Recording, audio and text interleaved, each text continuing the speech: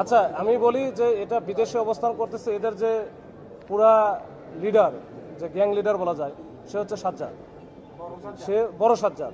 এখন দেশে যে অবস্থান করছে তার মধ্যে তার যে প্রধান সহযোগী বা সেকেন্ড ইন কমান্ড যেটা বলা যায়, সেটা আমরা যেটা পেয়েছি সেটা হচ্ছে এই ডেভিড ইমন, এটা হচ্ছে প্রধান সহযোগী, এই সেকেন্ড ইন কমান্ড। এর পরের অবস্থানই হচ্ছে রায়হানি।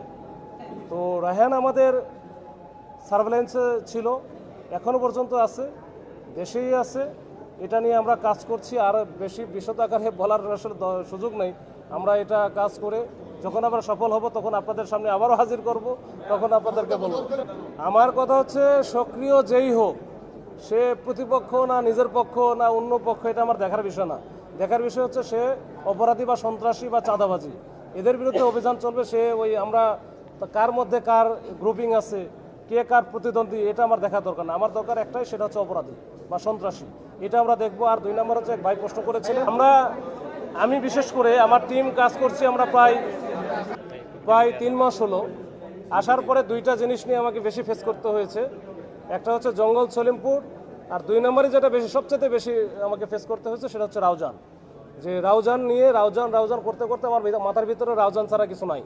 তো তখন থেকে কিন্তু আমার একটা ছিল, যে প্ল্যান ছিল। তখন আমার প্রথম সাক্ষাতেও আপনাদের বলেছিলাম যে রাউজান কেন্দ্রিক আমার একটা প্ল্যান আছে, এবং সেই প্ল্যান অনুযায়ী আমরা কাজ করে যাচ্ছি এবং ভবিষ্যতেও কাজ করব। এক ভাই বলেছেন যে 2024 সালের 5 আগস্টের পট পরিবর্তনের পরে এই যে যারা খুব আলোচিত শীর্ষ সন্ত্রাসী বা খুব যাদের নিয়ে কথাবার্তা হয়, তাদের উত্থান ঘটেছে। কিন্তু এটা আমার কাছে যে পলিটিক্যাল কোনো শেল্টারে কোনো কিছু হয়েছে বলে আমার কাছে এখনও পর্যন্ত আমরা ওইরকম কোনো লিড কোনো কিছু পাই নাই। এবং তারা হয়তো একটা সুযোগ নিয়েছে, এই যে মাঝখানে যে ভ্যাকুয়াম ছিল, এই ভ্যাকুয়ামের একটা সুযোগ নিয়েছে, এটা হতে পারে। ডেভিড ইমনের বিরুদ্ধে এখনও পর্যন্ত আমাদের যে সিডিএমএস, সেটাতে 13টি মামলা আছে।